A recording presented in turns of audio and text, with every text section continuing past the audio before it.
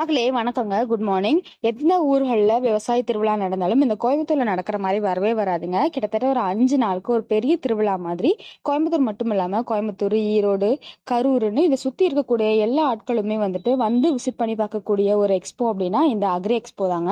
இதுல வந்துட்டு நம்ம மாடி தோட்டம், வீட்டு தோட்டம் இல்லைன்னா விவசாய நிலங்களா இருக்கட்டும், அதுக்கு தேவையான பொருட்கள், அதுக்கப்புறமா விதைகள், நாத்துக்கள், இது இல்லாம இதுக்கு தேவையான ஆக்சசரிஸ், டூல்ஸ்ல இருந்து எக்கச்சக்கமான பொருட்கள்ங்க.